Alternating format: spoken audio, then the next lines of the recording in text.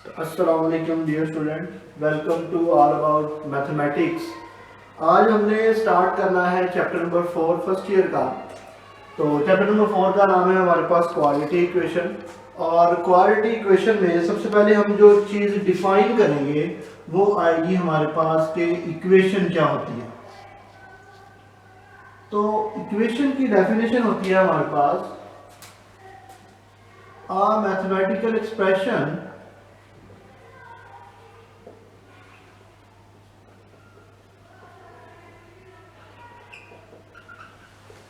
which has the sign of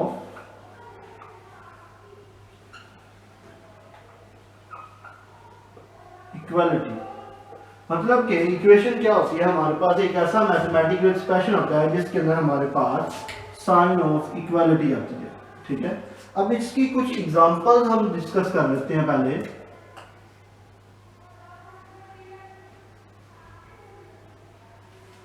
अब example में क्या होता है कि जैसे कि ax plus b equal c, ये हमारे पास एक इक्वेशन है।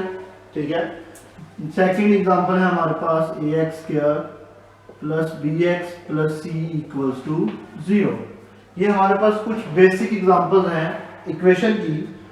उसके बाद हमने इक्वेशन को कैरेक्टराइज किया, जैसे कि हमारे पास सबसे पहले आती है linear equation.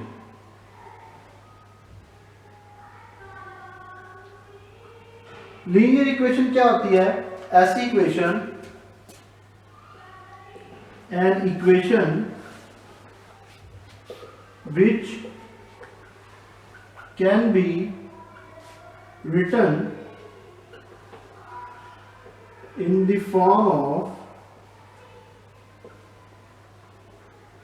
ax plus b equals to c, या इक्वल टू अगर हम जीरो कर लें तो वो भी कोई भी फर्क इस पे नहीं पड़ेगा। Where a b belongs to set of real number, मतलब कि ये जो कोफिशिएंट्स होते हैं ये हमारे पास क्या होते हैं? रियल होते हैं। और नेक्स्ट कंडीशन ये होती है and a is not equal to zero. क्यों ए जीरो नहीं होता? क्योंकि जब ए यहाँ पे जीरो हो जाएगा तो ये सिर्फ हमारे पास एक कांस्टेंट एक्सप्रेशन बच जाएगा, इस वजह से ए यहाँ पे जीरो नहीं होता। In other word linear equation की डेफिनेशन ये भी बोली जाती है कि एन इक्वेशन जिसमें अननोन वेरिएबल की हाईएस्ट पावर वो क्या होती है? ऑलवेज 1 होती है। ये हमारे पास एक लीनियर इक्वेशन कहलाती है। मतलब कि an equation in which exponent of unknown variable is 1 is known as linear equation. उसके बाद इसकी भी एग्जांपल्स हैं बेसिक।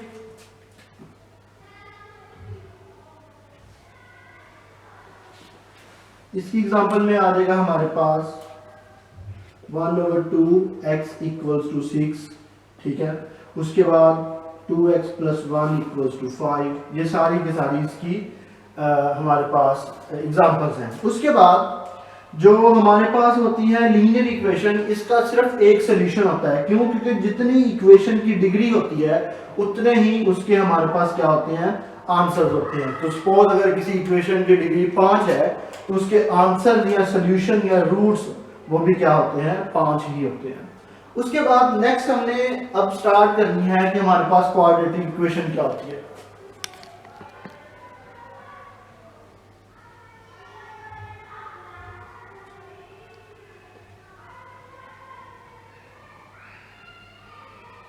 अब क्वाड्रेटिक इक्वेशन की अगर हम डेफिनेशन देखें तो एन इक्वेशन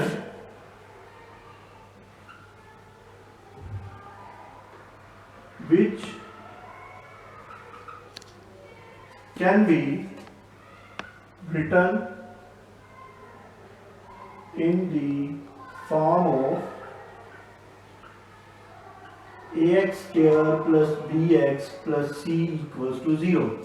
ये हमारे पास एक क्वाड्रेटिक इक्वेशन की स्टैंडर्ड फॉर्म के अंदर डेफिनेशन है, जिसके अंदर where a b c belong करते हैं सेट ऑफ रियल नंबर से, एंड ए जो है वो जीरो नहीं होता। क्यों जीरो नहीं होता?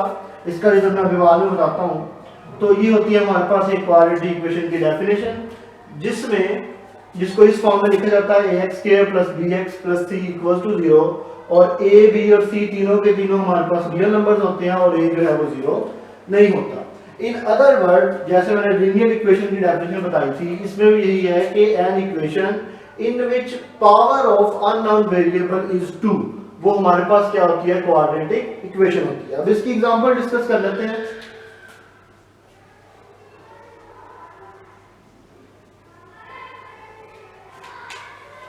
एग्जांपल में आ जाता है हमारे पास 2x² - x + 1 = 0 या 5x² - 10 = 0। ये दोनों हमारे पास क्या है, क्वाड्रेटिक इक्वेशन है। अब सवाल यहाँ पे ये आता है कि क्वाड्रेटिक इक्वेशन को हम क्वाड्रेटिक ही क्यों बोलते हैं। जैसे कि डिग्री 2 का मतलब तो स्केल भी हम बोल सकते हैं, तो इसको स्केल इक्वेशन ही क्यों नहीं बोलते। तो उसका रीजन ये है कि ये जो हमारे पास वर्ड होता है, दी वर्ड क्वाड्रेटिक जो है वो एक Latin word is derived from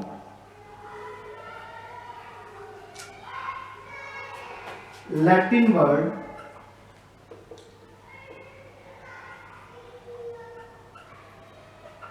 quadratus.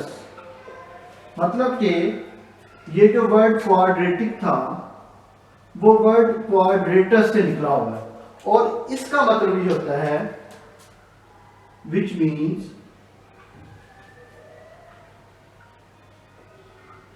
2। इसलिए हम इसको क्या बोलते होते हैं, 2 या स्केयर बोलते होते हैं। ठीक है, तो इस लॉजिक की बना पे इस इक्वेशन को हम क्वाड्रेटिक बोलते होते हैं।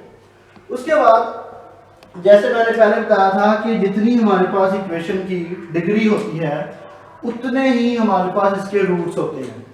अब रूट इसके कितने होंगे, 2 होंगे। क्यों, क्योंकि इसके हमारे पास डिग्री जो है इसकी 2 है। अब लॉजिक मैंने बताना था कि यहाँ पे a 0 क्यों नहीं होता, तो कुछ इसके बनते हैं, हमारे पास पॉइंट्स बनते हैं। पहला पॉइंट ये है कि अगर क्वाड्रेटिक इक्वेशन में इन ax² + bx + c = 0, if a 0 हो जाए, अगर हमारे पास a 0 हो जाए, then the quadratic equation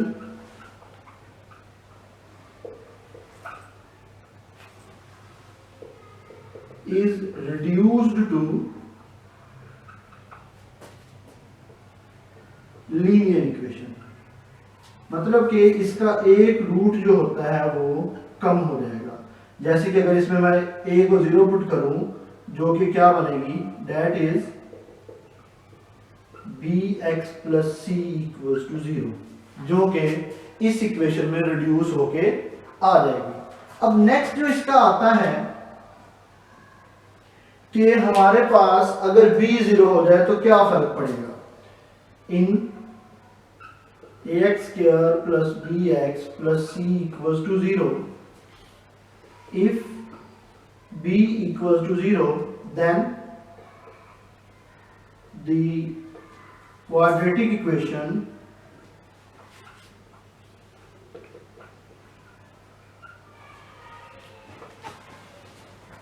is reduced to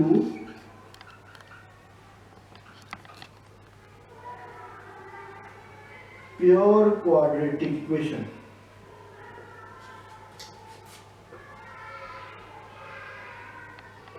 और that is ax² + c = 0। मतलब कि अगर हमारे पास क्वाड्रेटिक इक्वेशन में इसमें b को हम 0 कर दें, तब क्या होगा कि जो क्वाड्रेटिक इक्वेशन होती है वो प्योर क्वाड्रेटिक इक्वेशन बन जाती है, जो कि इस फॉर्म में लिखी जाती है ax² + c = 0। इसके भी 2 ही रूट्स मिलेंगे हमारे पास। तो अगर c 0 हो जाए तो उसका कोई इतना इंपैक्ट नहीं होगा, बेसिकली रूट्स तो चेंज हो ही जाएंगे, मगर जब c 0 आ जाए फिर भी क्वाड्रेटिक इक्वेशन हमारे पास क्वाड्रेटिक इक्वेशन में ही रिड्यूस होगी। अब हमने इसके केसेस भी पढ़ लिए कि a 0 होने से क्या होगा, b 0 होने से क्या होगा। ठीक है, और हमने ये भी पता कर लिया जनाब कि हमारे पास क्वाड्रेटिक इक्वेशन को क्वाड्रेटिक ही क्यों बोलते हैं। अब बेसिकली हमने अब इक्वेशन को डिस्कस किया तो उसको सॉल्व करना भी सीखना है। तो इसको सॉल्व करने के लिए हमने देखना है कि जी कौन कौन से मेथड यूज करते होते हैं। तो उसमें आ जाएगा methods to solve quadratic equation.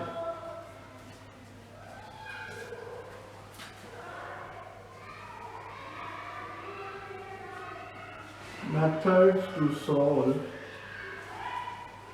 quadratic equation।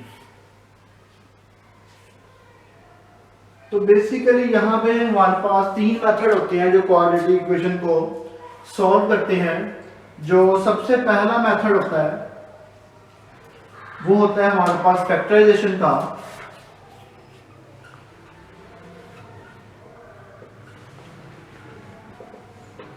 उसके बाद जो सेकंड मेथड होता है वो होता है हमारे पास कंप्लीटिंग स्क्वायर।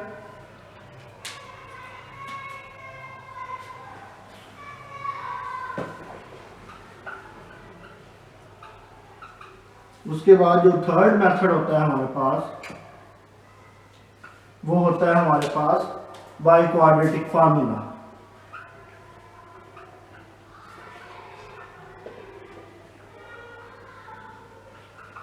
बेसिकली ये जो क्वाड्रेटिक फार्मूला होता है वो इस स्टैंडर्ड इक्वेशन को बाय कंप्लीटिंग स्क्वायर सॉल्व करने के बाद भी ड्राइव होता है। तो इसको भी मैं ड्राइव करूंगा। तो आज हमने बेसिकली जो क्वाड्रेटिक इक्वेशन है उसकी बेसिक्स पढ़ी है। सबसे पहले हमने पढ़ा कि इक्वेशन क्या होती है, उसके बाद इक्वेशन की कैटेगरीज पढ़ी है। दो कैटेगरीज हमने पढ़ी है। सबसे पहले तो हमने पढ़ी है कि लीनियर इक्वेशन क्या होती है, उसके बाद हमने पढ़ा कि क्वाड्रेटिक इक्वेशन क्या होती है, उसकी डेफिनेशन हमने डिस्कस की। उसके बाद हमने ये डिस्कस किया कि क्वाड्रेटिक इक्वेशन को क्वाड्रेटिक ही क्यों बोलते हैं, स्क्वायर या कोई दूसरा हमने नाम क्यों नहीं रखा। तो उसका रीजन ये था कि क्वाड्रेटिक वर्ड जो है वो लैटिन वर्ड क्वाड्रेटस से निकला था जिसका मतलब था टू। ठीक है।